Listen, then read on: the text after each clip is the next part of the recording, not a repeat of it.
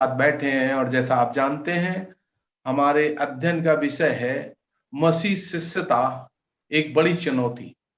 मसीह में आना और मसीह में चलना एक बहुत बड़ी चुनौती है। मसीह में आने की कीमत कुछ भी नहीं है, लेकिन मसीह में चलने की बहुत बड़ी कीमत है जो प्रभु ने स्वयं कही है। कल हमने देखा था कि शिष्य या चेले की परिभाषा क्या है और चेले का चुनाव कैसे होता है। चुनाव करके प्रभु उनको नियुक्त करता है, एक अपॉइंटमेंट ऑर्डर देता है।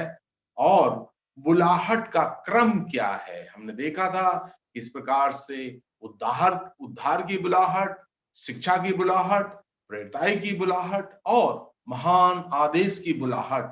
फिर सेवा हेतु कुछ निर्देशनों पर हमने ध्यान किया था और सेवा के बाद विश्राम की आवश्यकता और प्रभु किस प्रकार से अपने भक्तों की आवश्यकताओं को पूरा करता है। आज हमारे जो मेन विषय है, जो हमारे भाई ने लूका के 9 अध्याय के 23 वचन से लेकर के दिया था, उस विषय को आज हम उठाएंगे और हम देखेंगे वहां पर सच्ची शिष्यता की शर्तें और उसका सिद्धांत। जो मसीह शिष्यता है उसकी शर्तें क्या है। प्रभु ने ये शर्तें स्वयं अपने चेलों से कही कि प्रभु यीशु का चेला कौन बन सकता है और उस चेले के लिए क्या शर्तें आवश्यक हैं। तो उन शर्तों पर आज हम ध्यान करेंगे और उस शिष्यता संबंधी को सिद्धांत भी हम सीखेंगे। शिष्यता संबंधी कुछ मिथ्याभास, जो लोग समझते हैं ऐसे ही प्रभु के पीछे चल सकते हैं, ऐसा नहीं है। उस मिथ्याभास को या जो गलत धारणाएं हैं उनको भी हमें निकालना है और मिथ्याभास संबंधी 3 घटनाओं का भी हम अध्ययन करेंगे। 3 एग्जाम्पल जो प्रभु के वचन में दी गई हैं और अंत में हम देखेंगे जो सच्ची शिष्यता और शिष्यता के कारण जो सताव होता है उसके बारे में 3 मिसालें और किस प्रकार से धीरज रखने के लिए परमेश्वर हमें उत्साहित करता है। तो हम आज लूका का 9 अध्याय 23 से 25 वचन तक पढ़ेंगे। लूका का 9 अध्याय हमारे साथ 23 से 25 वचन तक आप पढ़िए। यहां पर लिखा हुआ, यीशु ने सबसे कहा, यदि कोई मेरे पीछे आना चाहे तो वो अपने आप से इनकार करे और प्रतिदिन अपना क्रूस उठाए हुए मेरे पीछे हो ले। जो कोई अपना प्राण बचाना चाहेगा वो उसे खोएगा, परंतु जो कोई मेरे लिए अपना प्राण खोएगा वो उसे बचाएगा। यदि मनुष्य सारे जगत को प्राप्त करे और अपने आप प्राण खो दे तो उसे उसकी हानि उठाए तो उसे क्या लाभ होगा। परमेश्वर इस वचने से हमें आशीष दे। यहां पर हम देखते हैं ये सच्ची शिष्यता की पुकार, शिष्य बनने की पुकार कुछ को नहीं है, सबको है। हम इसमें से कुछ शर्तें और कुछ सिद्धांत देखने जा रहे हैं। तो 23 वचन शुरू होता है, यीशु ने सबसे कहा। वहां पर बहुत सारे लोग थे, प्रभु ने 5,000 लोगों को भोजन कराया था और पतरस से ये जवाब आया था कि आप जीवते परमेश्वर के पुत्र मसीह हैं।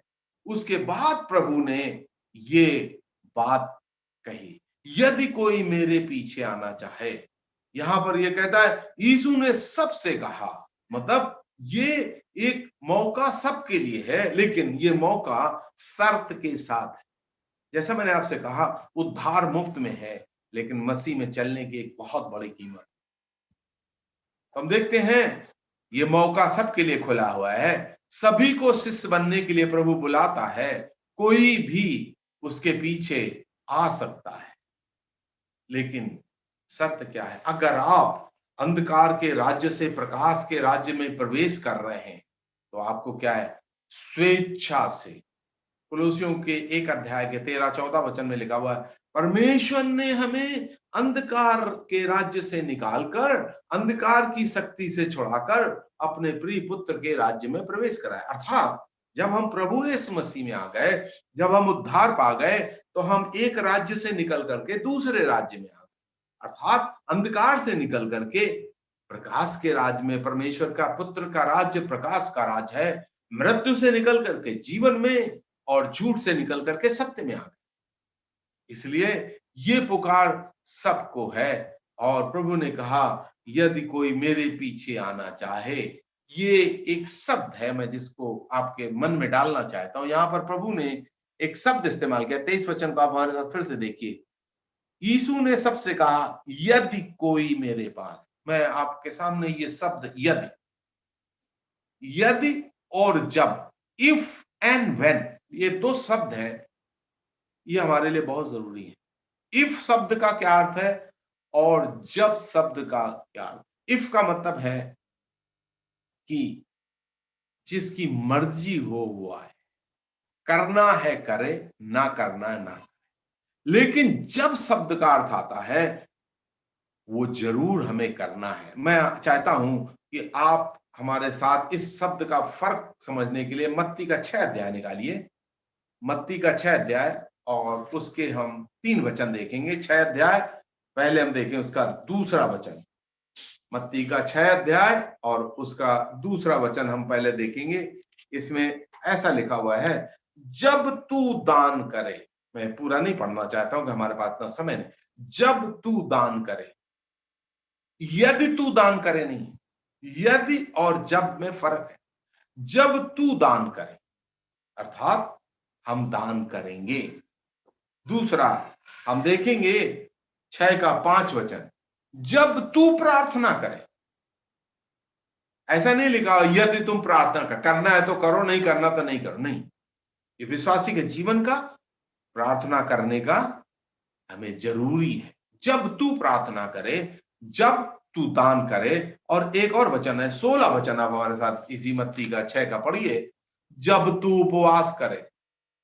हालांकि उपवास के बारे में आप ये बोलते हैं ना लॉस्ट आर्ट है, इसके बारे में सब लोग भूल गए।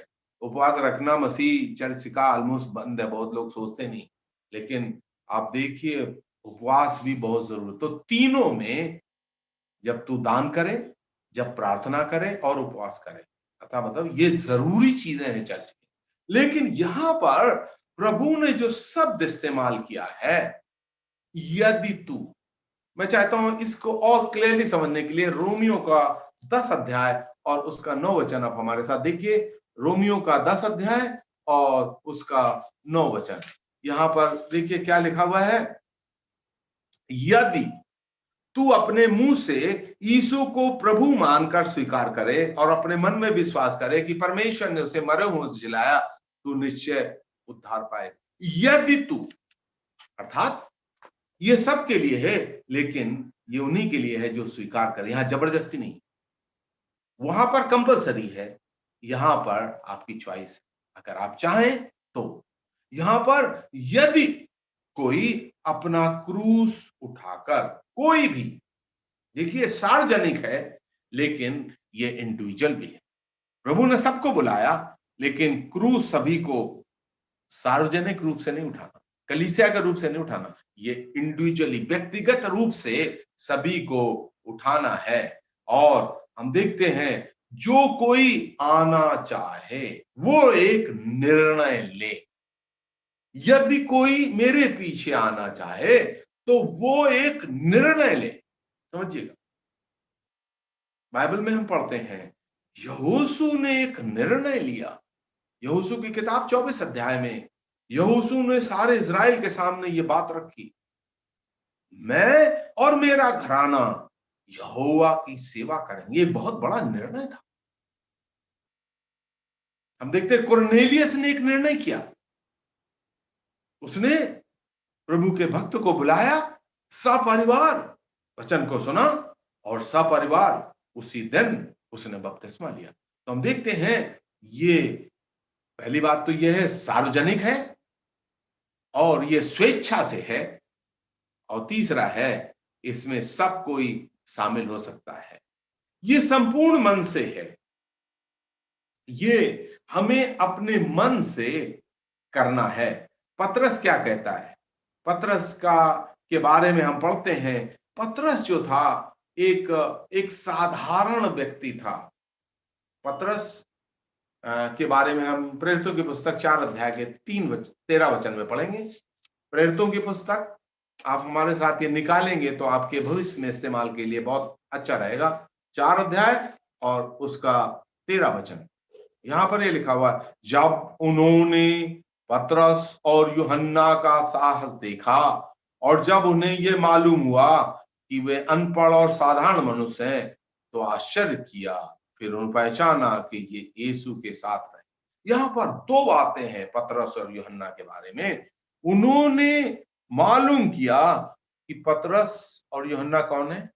अनपढ़, हमारे यहां बोलते हैं अंगूठा छाप, बिल्कुल पढ़े लिखे नहीं थे, लेकिन वो प्रभु के पीछे आने का उसने एक निर्णय लिया। और आप देखते हैं पतरस को प्रभु ने किस प्रकार से इस्तेमाल किया। पतरस अनपढ़ नहीं रहा। भाइयों, जब आप प्रभु के पीछे चलते हैं उसका बहुत बड़ा लाभ भी आपको मिलता है। पतरस ने अपना सब छोड़ दिया। वहां पर हम मत्ती के 4 अध्याय में 4 छड़ौतियां देखते हैं।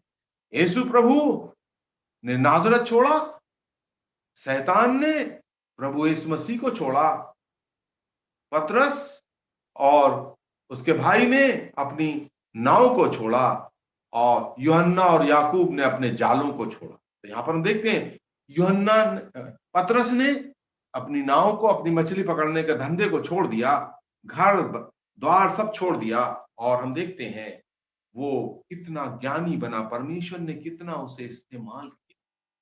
देखते हैं हमें सब कुछ छोड़ना पड़ेगा। तो यहां आप देखते हैं प्रभु के पीछे आने। आप हमारे साथ उत्पत्ति का 12 अध्याय निकालिए।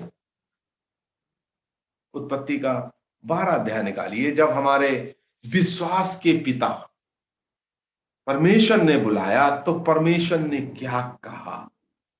अगर परमेश्वर के पीछे चलने का, उसकी एक आयत पढ़ेंगे हम। प्रभु ने अब्राहम से कहा, अपने देश, अपनी जन्मभूमि, अपने पिता के घर को छोड़कर उस देश को चला जा जो मैं तुझे दिखाऊंगा। 3 चीजें उसे छोड़नी थी यहोवा के पीछे चलने के लिए। पहला क्या है?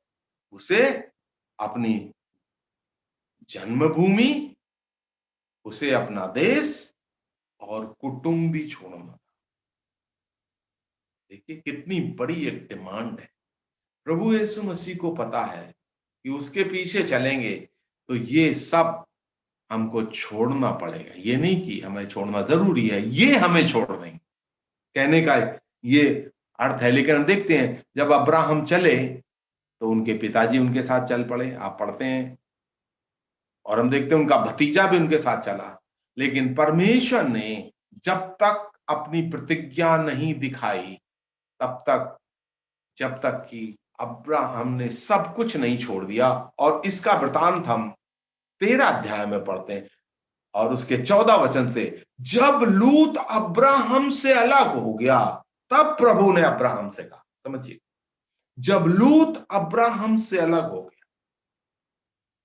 जब तक हम संसार को नहीं छोड़ेंगे। पहले उसका पिता अलग हुआ क्योंकि पिता को तो नहीं बुलाया था, उसका भतीजा अलग हुआ, भतीजे को नहीं बुलाया था। जिसको जिसको परमेश्वर ने बुलाया है, जिसने जिसने सुसमाचार सुना है, जिसने जिसने उद्धार पाया है, उसको अभी शिष्यता की बुलाहट है। और जब आप परमेश्वर के वचन के अनुसार त्याग करने के लिए तैयार होंगे तो परमेश्वर आपको अपनी प्रतिज्ञाएं फिर से दोहराएगा। यहां पर दोहराता है, वहां पर लिखा हुआ है, जिस स्थान पर तू खड़ा है वहां से आंख उठाकर उत्तर दक्षिण पूरब पश्चिम चारों ओर दृष्टि कर। जितनी भूमि तुझे दिखाई देती सब मैं तेरे वंश को युग युग के लिए दे दूंगा। तेरे वंश को पृथ्वी के धूल के किनकों के समान असंख्य कर दूंगा। तो प्रभु के पीछे चलने का ये अर्थ है, प्रभु हमारा पूर्ण समर्पण चाहता है।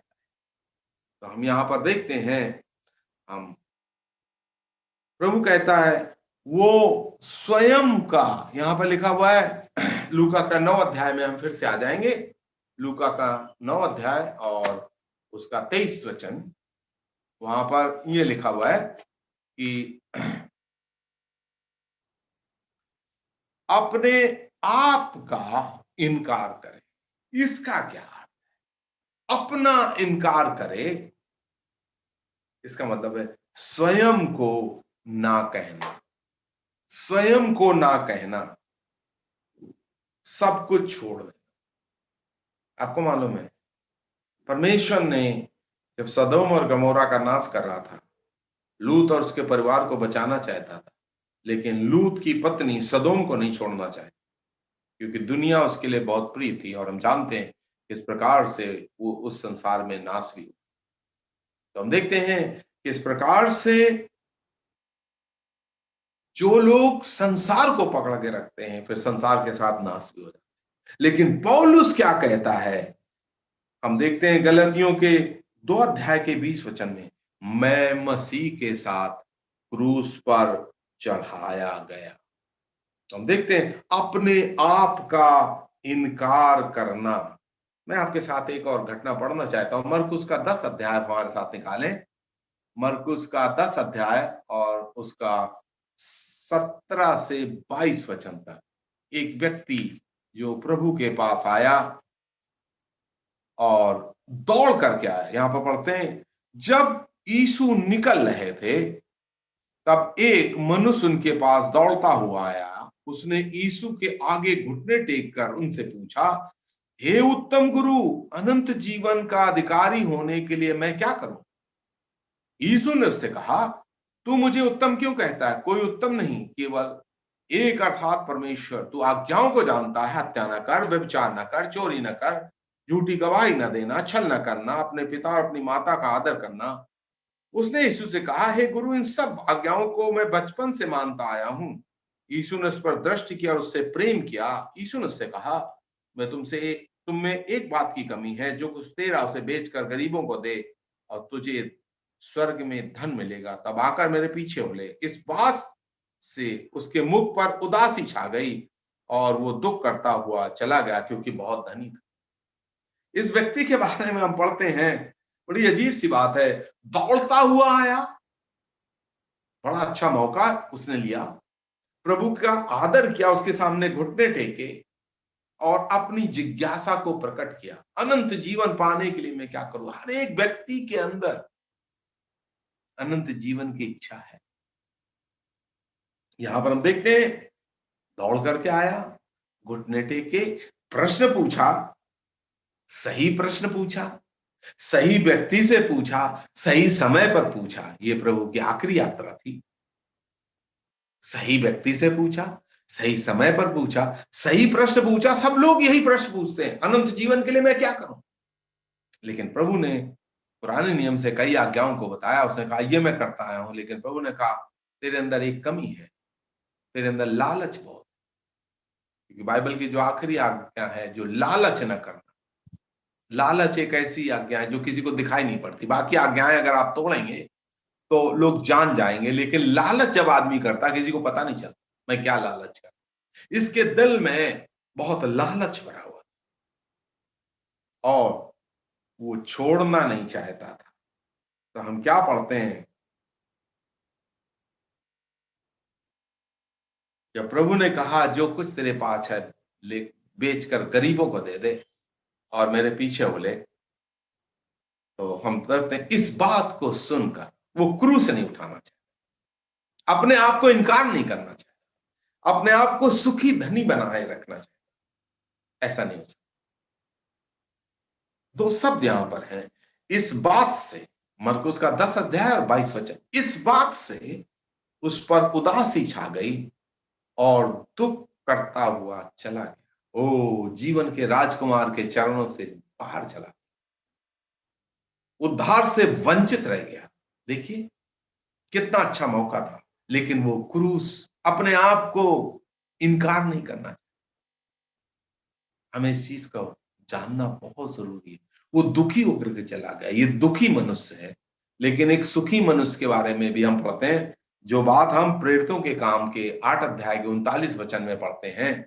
एक खोजा था जो जेरूशलेम से इथियोपिया को जा रहा था, और वो जाते समय यशायाह नबी की पुस्तक पढ़ रहा था। आप लोगों ने सभी ने पढ़ा होगा।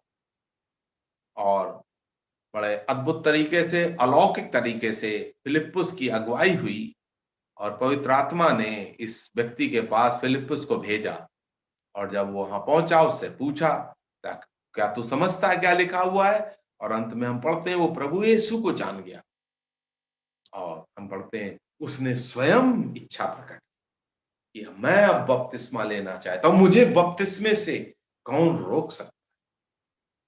देखिए, विश्वास आप अकेले में करते हैं, लेकिन बपतिस्मा सार्वजनिक तौर पर। बहुत से लोग सार्वजनिक तरीके से प्रभु के सामने खड़े नहीं होना चाहिए। जैसे लोगों के अंदर क्या होता है, प्रेम तो हो जाता है, प्रेम तो आप अकेले में कर सकते हैं, लेकिन शादी अकेले में नहीं होती, शादी तो सार्वजनिक रूप से होती। तो यहां पर हम देखते हैं उस व्यक्ति ने स्वयं फिलिप्पुस से कहा कि अभी क्या अड़चन है कि मैं बपतिस्मा ना लूं।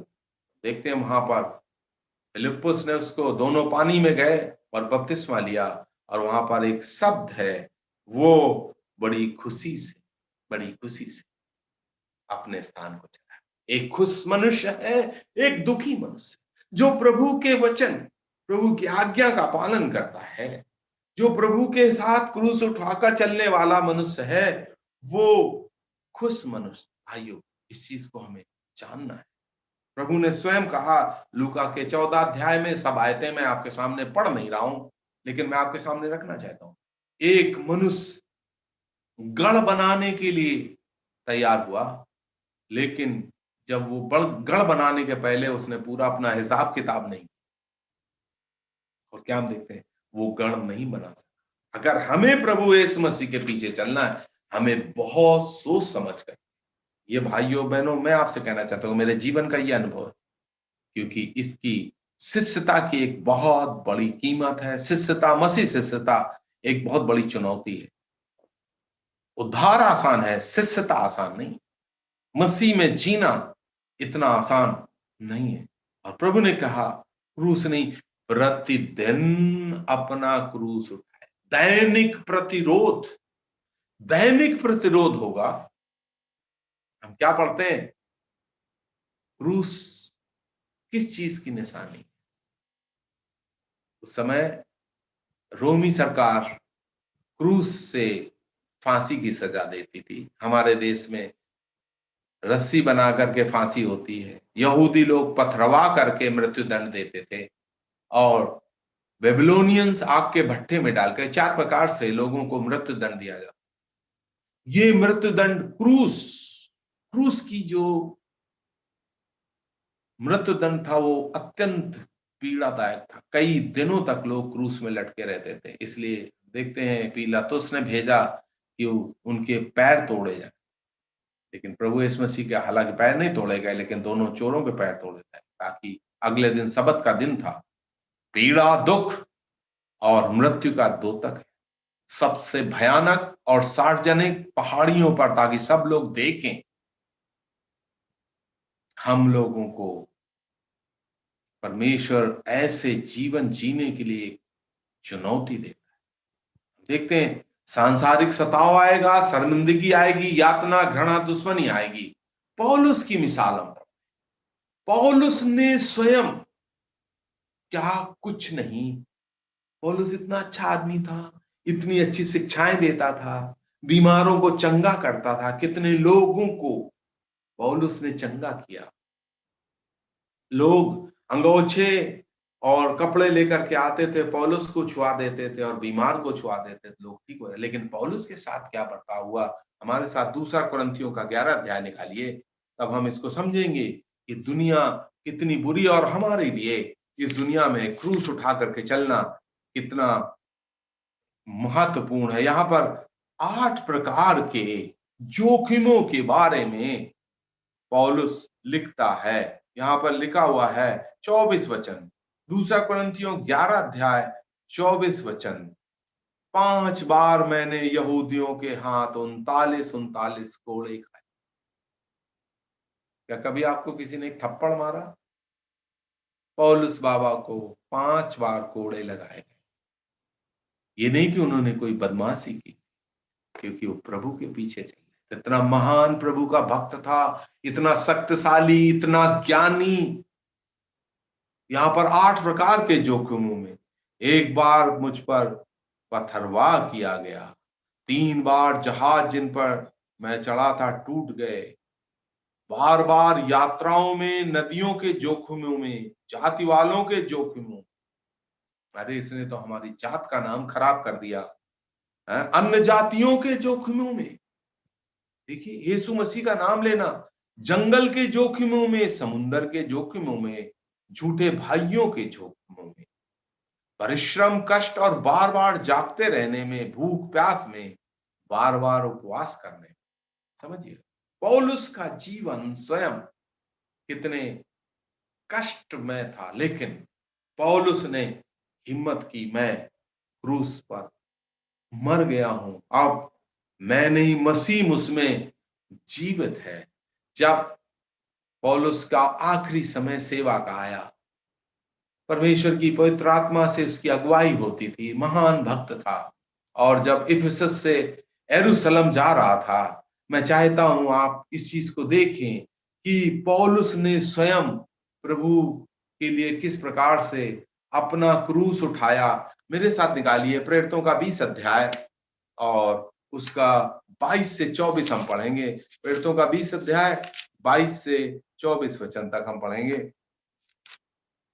यहाँ पर ऐसा लिखा हुआ, अब देखो मैं आत्मा की प्रेरणा से विवश होकर यरूशलेम को जा रहा हूं। मैं नहीं जानता मुझ पर क्या बीतेगा, केवल ये जानता हूं कि पवित्र आत्मा हर जगह गवाही दे देकर मुझसे कहता कि जंजीरें और दुख मेरे लिए तैयार है, परंतु मैं अपने प्राण को कुछ नहीं समझता, मैं उसको प्रिय जानूं। मैं तो अपनी दौड़ को और सेवा कार्य को पूरा करना चाहता हूं, जो परमेश्वर के अनुग्रह के सुसमाचार की गवाही देने के लिए प्रभु से मुझे प्राप्त हुआ है। 25 वचन, देखो मैं जानता हूं कि तुम सब अब मेरा मुंह फिर कभी न देखो। आगे हम पढ़ते हैं, समय की कमी के कारण मैं पढ़ना नहीं चाहता हूं। इसके कारण इफिसियों के विश्वासी बहुत दुखी हुए और वो जोर जोर करके रोने लगे। हम पढ़ते हैं 21 के 13 वचन में, पौलुस ने उत्तर दिया, तुम ये क्या कर रहे हो, रो रो कर मेरा मन क्यों तोड़ रहे हो। मैं प्रभु यीशु मसीह के नाम के लिए यरूशलेम नहीं, बंदी बनने के लिए नहीं, तो मरने के लिए भी तैयार। क्या आप ऐसा कह सकते हैं? उद्धार आपको मृत्यु में मिला, लेकिन मसीह जीवन जीने के लिए एक बहुत बड़ी कीमत चुकाने के लिए परमेश्वर का भक्त तैयार था। ये सारी मिसालें बाइबल में हमारे लिए प्रतिदिन पौलुस ने कितना कष्ट उठाया। क्या आपने कोई कष्ट उठाया? पतरस ने कितना कष्ट उठाया। पतरस, आपको मालूम है, उसको फांसी की सजा दे जाने वाली थी। प्रेरितों के 12 अध्याय में पढ़ते हैं, याकूब को फांसी दी गई, लेकिन पतरस को अगले दिन फांसी होने वाली थी, लेकिन पतरस को प्रभु के फरिश्ते ने बड़े अद्भुत तरीके से जेल से छुड़ाया। इसलिए पतरस अपनी पत्री में लिखता है, पहला पतरस 4 अध्याय 16 वचन मैं आपको पढ़ के सुना रहा हूं, यदि मसीह होने के नाते तुम दुख उठाओ तो लज्जित न हो, इस बात के लिए परमेश्वर की महिमा करो। यदि मसीह होने के नाते मसीह होने के नाते जब हम प्रभु में आ गए और आगे हमें सताव, विरोध, सामाजिक विरोध हमें सहना पड़े, तो हम क्या कहते हैं, इस बात के लिए परमेश्वर की महिमा करो। क्रूस उठाने का मतलब क्या है? जो क्रूस उठा के जाते थे वो फिर वापस नहीं आते, उनको वापस देखने को नहीं मिलेंगे। मतलब वो अपना जनाजा, प्रभु का कहने का मतलब है हम अपना जनाजा खुद ही उठा के लेके जा रहे हैं। ये बहुत बड़ी बात है। अगर हम प्रभु में आकर मरने के लिए तैयार नहीं, तो हम प्रभु के पीछे नहीं। समाज का विरोध होगा, शैतान का विरोध होगा, अपना स्वयं से भी विरोध कभी कभी आएगा, लेकिन हमें तीनों का सामना करना है। हम जानते हैं, मैं जब इस बात पर सोचता हूं, रोज हमें प्रतिदिन क्रूस उठाना है। कब सुबह आप क्रूस उठाते हैं? सुबह सुबह क्रूस उठाना, सुबह सुबह उठना। मैं आपके साथ ये चैलेंज डालना चाहता हूँ। मेरी उम्र, शायद बाल देख करके आपको पता चल रही होगी, मेरी उम्र इस समय 72 चल रही है। लेकिन मैं सुबह 4:30 बजे उठता हूँ। असल में जब उम्र ज्यादा हो जाती, सुबह के समय ही नींद आती, लेकिन वो समय प्रार्थना का समय होता है। सुबह तड़के उठ, वो क्रूस उठाना है। जब शरीर कहेगा थोड़ा और सो लो, नहीं, ये क्रूस उठाना है। हम अपने विश्वास के पिता इब्राहिम के बारे में पढ़ते हैं। इब्राहिम तड़के उठा। आप कितने बजे उठते हैं बहुत इंपॉर्टेंट है। जब से मैं प्रभु में आया हूं, जहां भी मैं रहता था, सब लोगों से मैं 1 घंटा पहले उठता था। क्यों? वो 1 घंटे पहले उठ करके हमें बाइबल भी पढ़ना है, लोगों को और तो कुछ करना नहीं। दुनिया से हमें एक कदम आगे चलना पड़ेगा, हमें ज्यादा कष्ट उठाना पड़ेगा, और प्रभु ने मेरे परिश्रम को व्यर्थ नहीं। तो सुबह उठना सबसे पहला क्रूस तो आपको सुबह उठने में। मैं सोचता हूं ये 2 सोने बहुत जरूरी होते हैं। एक तो खटोली का सोना और दूसरा तिजोरी का सोना। ये दोनों सोने सबको अच्छे लगते हैं, लेकिन हमें अपना क्रूस स्वयं उठाना है। यस, मैं उठूंगा। मैंने एक प्रण किया। क्या आप ऐसा एक प्रण करेंगे? क्यों इतना जरूरी है? सुबह उठ करके सभी कलीसिया के विश्वासियों को नाम लेकर के उनके लिए प्रार्थना करना। ये लोग क्या करते हैं, थोक में प्रार्थना कर देते हैं, प्रभु जी मेरी कलीसिया को आप आशीष दें। नहीं भाइयों और बहनों, क्या आप सभी कलीसिया के विश्वासी भाइयों का एक एक का नाम लेकर के, क्या आपके पास लिस्ट है? पहला वही क्रॉस है आपका। सुबह जल्दी उठ करके, और मैं इस 72 साल की उम्र में प्रभु के सम्मुख पहले घुटने टेकता हूँ सुबह और शाम, कम से कम। घुटने के बल पहले बात जल्दी उठना, तड़के उठना, वही पहला क्रॉस है प्रतिदिन का। फिर घुटने बल प्रार्थना करना, फिर बाइबल पढ़ना। एक निश्चित समय नहीं होगा तो आप कभी नहीं कर पाएंगे। यानी मौका मिला तो पढ़ दिया, नहीं, आपका एक समय होना चाहिए। प्रार्थना के बाद बाइबल अध्ययन, निश्चित समय और निश्चित अवधि के लिए, उतनी देर के लिए हमें बाइबल का अध्ययन करना। अगर आपने वो अवधि निश्चित नहीं की तो फिर भी आप नहीं पढ़ पाएंगे। हम पढ़ते हैं, हमें अपनी ड्यूटी पे जहां भी हम सेवा करते हैं, समय नहीं, समय से पहले पहुंचे। जहां भी मैंने सेवा की, हमारी यूनिट को बहुत अवार्ड्स मिले, मुझे भी कमेंडेशन मिला, क्योंकि मैं बड़े तन मन धन से सेवा करता था। प्रभु का नाम अपने कामों के द्वारा लोग तुम्हारे कामों को देखें कि हाँ ये एक बहुत सही बंदा है। जैसे प्रभु ने कहा तुम जगत की ज्योति हो। तो हम देखते हैं इस प्रकार से हमें डेली क्रॉस ले, स्वयं को ना कहना। जब आपका शरीर खुद कहेगा थोड़ा और सो लो, तो कहना नहीं जी हमें उठना है। जब सुबह का समय आएगा तो क्या होगा, थोड़ा और सो लेते हैं, फिर समय नहीं मिला, अच्छा रात में पढ़ेंगे बाइबल। रात का समय, आज थक गए सवेरे पढ़ लें, ऐसा कोई समय नहीं है। यू डू नॉट हैव, अगर आपके पास वो समय नहीं है, भाई और बहनों, मैं आपके सामने चैलेंज डालना चाहता हूं। जो पुराने विश्वासी लोग हैं, जो हमारी उम्र के लोग हैं, वो आपको बताएंगे उनका एक निश्चित समय। और प्रभु यीशु मसीह ही सुबह बड़े तड़के, तड़के का मतलब होता है जो अभी सूरज भी नहीं निकला, अंधेरा है, उस समय आपको उठ करके वचन को पढ़ना है। और मैं आपके सामने अंत में शिष्यता संबंधी कुछ 3 घटनाओं का वर्णन आपके सामने रखना चाहता हूं, जहां आत्मत्याग की कमी है। आत्मत्याग की कमी है तो हम प्रभु के शिष्य नहीं हो सकते। प्रभु के पीछे हम चल रहे होंगे। बहुत लोग प्रभु के पीछे चले थे, भीड़ की भीड़ उनके पीछे चल रही थी। हम पढ़ते हैं मत्ती के 3 अध्याय में, कई जगह पढ़ते हैं बड़ी भीड़, लेकिन सब चेले नहीं थे। भीड़, विश्वासी, चेला, इसमें सब में फर्क है। तो यहां पर हम देखते हैं आत्म त्याग की कमी की 3 घटनाएं लूका का ही 9 अध्याय निकालिए आप हमारे साथ और इसको हमारे लिए पढ़ना आवश्यक है। 57 से लेकर के हम 62 तक पढ़ेंगे। लूका का 9 अध्याय 57 से लेकर 62 तक। जब वे मार्ग में जा रहे थे तब किसी ने यीशु से कहा, जहां कहीं आप जाएंगे मैं आपके पीछे हो लूंगा। यीशु ने उससे कहा, लोमड़ियों के भट्ट आकाश के पक्षियों के बसेरे होते हैं, परंतु मनुष्य के पुत्र को सिर रखने की भी जगह नहीं। यीशु ने दूसरे से कहा, मेरे पीछे हो ले। उसने कहा, हे प्रभु, मुझे पहले जाने दीजिए कि मैं अपने मृत पिता को गाड़ दूं। यीशु ने उससे कहा, मरे हुओं को अपने मुर्दे गाड़ने दो, पर तू जा और परमेश्वर के राज्य की कथा सुना। एक और मनुष्य ने कहा, हे प्रभु, मैं आपके पीछे हो लूंगा, पर पहले मुझे जाने दीजिए कि मैं अपने घर वालों से विदा हो आऊं। यीशु ने उससे कहा, जो कोई अपना हाथ हल पर रखकर पीछे देखता है परमेश्वर के राज्य के योग्य नहीं है। यहाँ पर 3 प्रकार के लोग हैं। एक ने प्रभु से कहा, जिनके आत्मत्याग की कमी थी, जहां कहीं भी आप जाएंगे। प्रभु से उसने क्या कहा, प्रभु जी जहां कहीं भी आएंगे। प्रभु तो 5,000 लोगों को खाना खिलाया, बीमारों को चंगा किया, बहुत अच्छा चल रहा है। प्रभु जहां कहीं भी आप जाएंगे मैं भी आपके पीछे चलूंगा।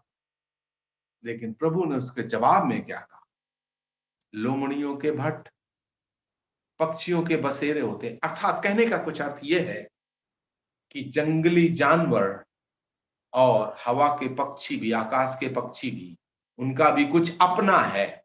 वो रात में अपने घोंसले में वापस आ सकते हैं, लेकिन मनुष्य के पुत्र प्रभु यीशु मसीह को सिर छुपाने की भी जगह नहीं। उनका अपना कुछ भी नहीं था। भाइयों और बहनों, ये चीज हमें जानना है। उन्होंने दूसरे की नाव में यात्रा की, दूसरे का सिक्का मांग करके उसकी शिक्षा दी। जो कैसर का है वो कैसर को दो, जो ईश्वर का है वो ईश्वर को दो। दूसरे के गधे पर सवारी की। हम पढ़ते हैं, दूसरे की कब्र में उनको दफनाया गया। उनकी अपनी कब्र भी, यूसुफ, अरमतिया के यूसुफ की कब्र में उनको दफनाया गया। उनका कुछ, संसार में हमें कुछ भी आशा नहीं रखी। मैं आपके सामने एक आयत पढ़ना चाहता हूं, हमारे साथ निकालिए। यूहन्ना का 7 अध्याय और उसका 57 वचन। यूहन्ना का 7 अध्याय और उसका 57 वचन। यूहन्ना का 7 अध्याय और उसका 53 वचन। यूहन्ना का 7 अध्याय उसका 53 वचन। तब सब कोई अपने अपने घर चले गए। 8 अध्याय का 1 वचन। 7 अध्याय का 53 वचन, यूहन्ना का 7 का 53, 8 का 1। तब सब कोई अपने अपने घर चले गए, किंतु यीशु जैतून के पहाड़ पर गए और वो सवेरे फिर मंदिर में आए। सब लोग उनके पास आए और बैठकर उन्हें उपदेश दें। सब लोग अपने अपने घर चले गए। प्रभु कहाँ गए? प्रभु जैतून के पहाड़ पर, जंगल में चले गए, क्योंकि उनका अपना घर ही नहीं। तो यहां पर इस व्यक्ति से जब प्रभु ने कहा मेरे पास सिर रखने की भी जगह नहीं है, तो हम देखते हैं वो फिर प्रभु के पास चलने में हिचकिचाया है। दूसरा हम पढ़ते हैं, उसको प्रभु भी चाहिए, सांसारिक सुख भी चाहिए। दूसरे से प्रभु ने कहा, 59 वचन में पढ़ते हैं, यीशु ने दूसरे से कहा मेरे पीछे हो ले। लेकिन उसने क्या कहा, हे प्रभु, पहले मुझे जाने दीजिए कि मैं जाकर अपने मृत पिता को गाड़ूं। इसका अर्थ क्या है? इसका अर्थ यह है कि अभी पिताजी बुढ़ा गए हैं, मरने के बाद उनकी जायदाद अपने नाम से कर लूं, फिर मैं आपकी सेवा करूं। पहले वाले ने सोचा था सांसारिक सुख मिलेगा, लेकिन यहां तो रहने की जगह भी नहीं। ये आदमी सांसारिक धन भी चाहता था। यहां पर हम देखते हैं क्या कहता है, सांसारिक संपत्ति। प्रभु जी, मैं अपने पिता की जायदाद, मेरे पिताजी अभी बुढ़ा गए हैं, बस मरने वाले, उसके बाद मैं आ जाऊं। लेकिन भाई और बहनों, जब प्रभु हमें बुलाता है उसमें हमें देर नहीं, क्योंकि कल क्या होगा किसी को पता नहीं। तो यहां पर हम देखते हैं, प्रभु ने उससे कहा मुर्दों को अपने मुर्दे गाड़ने। इसका क्या अर्थ? जो प्रभु में नहीं है वो मुर्दे हैं। परमेश्वर की नजर में वो मुर्दे हैं। वो हालांकि चलते फिरते तो अवश्य है, लेकिन अपने पाप और अपराधों में मरे हुए। जैसे प्रभु ने कहा, इस संसार के लोगों से तू अपना रिश्ता काट, तू मेरे पीछे हो ले। लेकिन हम क्या पढ़ते हैं, उसको अपनी संपत्ति चाहिए, पहले को सुख चाहिए। ऐसे बहुत से लोग हैं, थोड़ा भी कष्ट होगा तो मीटिंग में नहीं आएंगे, थोड़ा सा भी कष्ट होगा तो प्रभु के पीछे चलने से हिचकिचाते हैं। यहाँ पर उनको सांसारिक संपत्ति चाहिए। बहुत से लोग सोचते हैं अगर हम प्रभु में आ जाएंगे हमारा रिजर्वेशन चला जाएगा। अरे प्रभु इतना देगा कि आपकी झोली में नहीं समाएगा। परमेश्वर महान है, तू मेरे पीछे हो ले। स्वर्ग में तेरे लिए धन इकट्ठा है, स्वर्गीय धन तुम्हारा है। तीसरा व्यक्ति आया, 61 वचन में पढ़ते हैं, एक और मनुष्य ने कहा, प्रभु मैं आपके पीछे हो लूंगा, परंतु मुझे पहले जाने दीजिए, अपने लोगों से विदा तो ले आऊं, अपने लोगों से मैं परमिशन तो ले लूं। प्रभु के पीछे चलने के लिए किसी की परमिशन की जरूरत नहीं। हमें अगर किसी की परमिशन की जरूरत है तो सिर्फ परमेश्वर से परमिशन। हम ये व्यक्ति क्या कह रहा था, समाज के साथ में पहले को सुख चाहिए था, दूसरे को संपत्ति चाहिए थी, तीसरे को सामाजिक संगति भी चाहिए, घर वालों के साथ में रह करके मैं चलूं।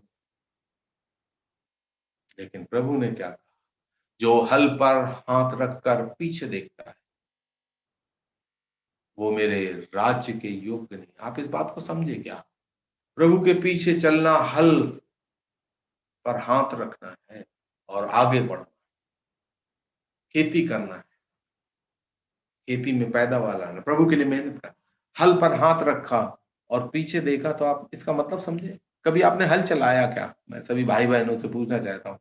मैं भी कानपुर जिले का एक गांव का रहने वाला हूँ। हमारे घर परिवार में 40 बीघे जमीन है। किसी समय हमने भी हल चलाया था, हमारी खेती होती थी।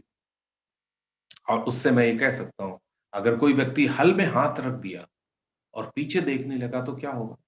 वो हल का फाल बैल के खुर में घुस जाएगा, बाहर निकल जाएगा और बहुत बड़ा नुकसान हो जाएगा उसका। इसलिए अगर हमने हल में हाथ रख दिया तो हमें आगे देखना है, हमें स्वर्ग की ओर देखना है, अपने प्रभु की ओर देखना है, हमें दुनिया की ओर नहीं देखना। लोग सुख की ओर देख रहे हैं, संपत्ति की ओर देख रहे हैं, संसार की ओर देख रहे हैं, लेकिन प्रभु ने उसको चेतावनी दी, जो हल पर हाथ रख दिया वो अगर पीछे मुड़ करके देखता है। इस्राएलियों की यही तो दशा हुई। जब मिस्र देश से निकल करके आए, क्या कहने लगे, हम मिस्र देश में अच्छे थे, वहां पर हमें प्याज, लहसुन और मछली क्या क्या मिलता था वो याद रहा, लेकिन जो कोड़े मिलते थे फारून के जो सेवक देते थे वो भूल गए। हम दुनिया की तरफ, वो मिस्र की तरफ देखे, और क्या उसका फल हुआ? करीब करीब 40 लाख लोगों में सिर्फ 2 लोग जो 20 साल की उम्र के थे वो वही प्रतिज्ञा देश में प्रवेश करने पाए, जोशुआ और कालेब। वही वही ये 2 लोग सिर्फ। तो हमें, अगर हमने प्रभु को पकड़ लिया भाइयों, हमें पीछे नहीं देखना, आगे को देखना, प्रभु की ओर देखना, स्वर्ग की ओर देखना है। इब्रानियों के पत्री में लिखा हुआ है, यीशु की ओर ताकते हुए। इब्रानियों का 12 अध्याय हमारे साथ निकालिए, इब्रानियों का 12 अध्याय, और वहां पर देखिए क्या लिखा हुआ है। इब्रानियों का लिखने वाला क्या कहता है, तो आओ हम गवाहों के इतने बड़े बादलों के झुंड से घिरे हुए, आओ हम एक बाधा डालने वाली, बस उलझाने वाली पाप को दूर करके वो दौड़ में हमें दौड़ना, धीरज से दौड़ें, और आओ हम विश्वास के कर्ता सिद्ध करने वाले ईश्वर की ओर, यीशु की ओर ताकते रहे। और क्या लिखा है, और आनंद के लिए क्रूस का दुख सहा, यीशु ने उसकी लज्जा के तुच्छ चिंता ना की और सिंहासन पर परमेश्वर की दाहिनी ओर बैठ गया। यीशु ने दुख सहा, उस यीशु की ओर हम देखते हुए हमें पीछे नहीं देखना है, हमें आगे को देखना है। चर्च यहां पर एक चेतावनी है हमारे लिए। हमें सुख संपत्ति और संसार की संगत को लेकर के प्रभु के साथ हम नहीं चल सकते, क्योंकि ये सब हमारे मसीह विश्वास में एक बहुत बड़ी बाधा का कारण है। मैं अपने जीवन के कुछ अनुभव आपके सामने रखना चाहता हूँ। कुछ विश्वासी, मेरे 47 साल मैं प्रभु में हूँ, कुछ ऐसे भी मिले जिनको कि प्रभु का क्रूस लेकर के चलना बहुत मुश्किल लगा। चर्च में विश्वासी हैं, संसार में सांसारिक है। चर्च में विश्वासी हैं, प्रार्थना भी करते हैं, प्रचार भी करते हैं, लेकिन संसार में गए तो बिल्कुल सांसारिक है। संसार में वो फिर मसीह नहीं। मैं आपसे कहना चाहता हूं, उन्होंने क्रूस नहीं उठाया, लेकिन परमेश्वर ने इतना बड़ा क्रूस दिया कि आंसू भी काफी ना हो। यह हमारा बड़ा भाग्य है कि इस प्रभु को हम जाने हैं, लेकिन जानने के बाद हमें प्रभु की बातों को बहुत गंभीरता से लेना। विश्वास का अर्थ ही है परमेश्वर को गंभीरता से लेना है। क्या आपको कभी लगा आप क्रूस उठाए? मसीह जीवन में कभी आपको कष्ट लग रहा है?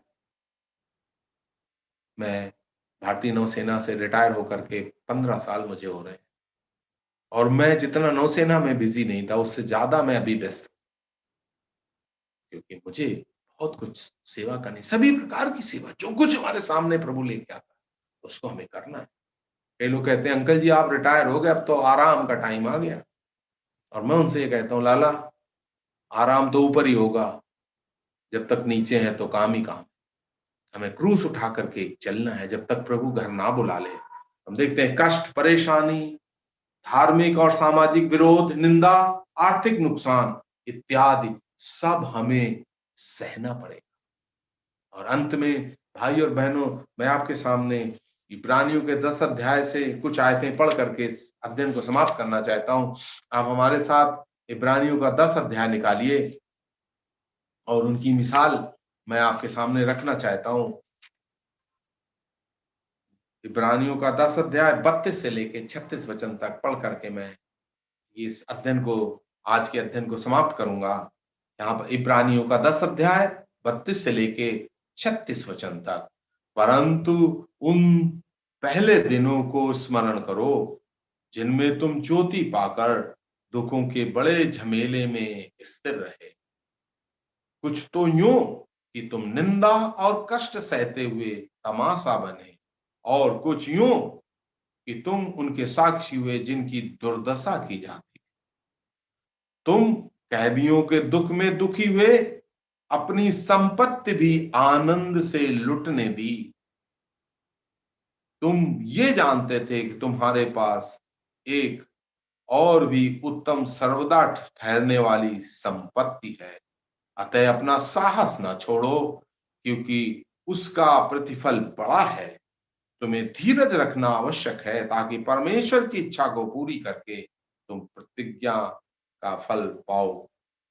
यहाँ पर हम देखते हैं किस प्रकार से उन्हें इन इन आयतों में उस समय के विश्वासियों को आर्थिक, शारीरिक, मानसिक, तीनों प्रकार की क्लेश को झेलना पड़ा। उनके घरों को लूट लिया गया, उनको शारीरिक वेदना दी गई, उनको मानसिक वेदना दी गई। लेकिन हम 34 वचन में क्या पढ़ते हैं? अपनी संपत्ति भी आनंद से लुटने। वाह! जब उनके घरों, पुराने जमाने में नए नए विश्वासियों जब थे, तो उनके घरों को लूट लेना एक, क्या बोलते हैं, कानूनन चीज थी, क्योंकि ये यहूदी धर्म छोड़ करके अब मसीहत में आ गए तो इनको लूट लो। अगर इनको मार डालोगे तो कोई अपराध नहीं समझा जाए। इसलिए उस समय बहुत सताव होता था, अभी तो कुछ भी नहीं। उनके बारे में लिखा हुआ है, तुम किस प्रकार से बड़े दुख, दुर्दशा, धन हानि, शारीरिक, मानसिक और आर्थिक लेकिन यहाँ पर क्या कहता है, तुम्हें धीरज रखना आवश्यक है। हम में से कुछ भाई लोग ऐसे होंगे जो कि अपने विश्वास के कारण, सच्ची शिष्यता के कारण कुछ परेशानी भी उठा रहे हैं। लेकिन यहाँ पर परमेश्वर का वचन आपसे कहता है, तुम्हें धीरज रखना आवश्यक है ताकि परमेश्वर की इच्छा पूरी करके प्रतिज्ञा का फल पाओ। थोड़ा सा समय रहे, प्रभु का आने का समय बहुत नजदीक। भाई और बहनों, ये मिसालें, ये पवित्र शास्त्र में जो कुछ लिखा हुआ है, हमारे आपके लिए लिखा हुआ है। उस समय के विश्वासियों ने कितना कष्ट सहा। क्या हम प्रभु यीशु मसीह का चेला बनने के लिए इस प्रकार का कष्ट झेलने के लिए तैयार है? क्या हम स्वेच्छा से, सार्वजनिक रूप में सब नुकसान सहते हुए प्रतिदिन प्रभु के पीछे चलेंगे? ये प्रभु हमें बुला रहा है। यदि कोई प्रतिदिन अपना क्रूस उठाकर मेरे पीछे आना चाहे, अपने आप का इनकार करे, कि आप स्वयं का इनकार करके प्रभु को हाँ कह करके, हाँ प्रभु मैं आपके पीछे चलूंगा। मुझे एक गाना याद आ रहा है जिसमें ऐसा लिखा, हम यीशु मसीह के चेले हैं, दुनिया में धूम मचा दे। उसमें आगे एक कड़ी आती है, हम दुख के सहने वाले हैं और उफ तक नहीं करने वाले। हम दुख के सहने वाले हैं और उफ तक नहीं करने वाले। परमेश्वर के जिस भक्त ने ये लिखा है, वाकई में वो बहुत दुख सहा होगा और उसने कभी उफ नहीं। इंजील मुकद्दस को दुनिया में फैला देंगे। परमेश्वर का धन्यवाद हो। ये सारी मिसालें हमारे लिए, ये चैलेंज हमारे लिए है, क्योंकि हमारा परिश्रम प्रभु में व्यर्थ। जो कुछ हमारा नुकसान हो उसका 100 गुना परमेश्वर पूरा करेगा। ये प्रभु यीशु मसीह का वायदा है। लेकिन हमें जब तक हम जीवित हैं, प्रतिदिन स्वेच्छा से अपना क्रूस उठाकर प्रभु के पीछे चलना है। प्रभु इस वचन से हमें आशीष दे। प्रभु ने चाहा तो 20 तारीख को हम एक सूडो डिसाइपलशिप, अर्थात एक नकली चेला, एक असली चेला जिसकी ये सब जरूर समस्याएं हैं, एक नकली चेले। चर्च में 2 प्रकार के लोग, जो प्रभु यीशु मसीह के असली अनुयायी हैं, जो नकली चेले, उनके बारे में भी हम अध्ययन करेंगे ताकि हम जानें हम किस मार्ग में चल रहे हैं। प्रभु आप सभी को इस वचन के द्वारा आशीषित करें। आमीन। बहुत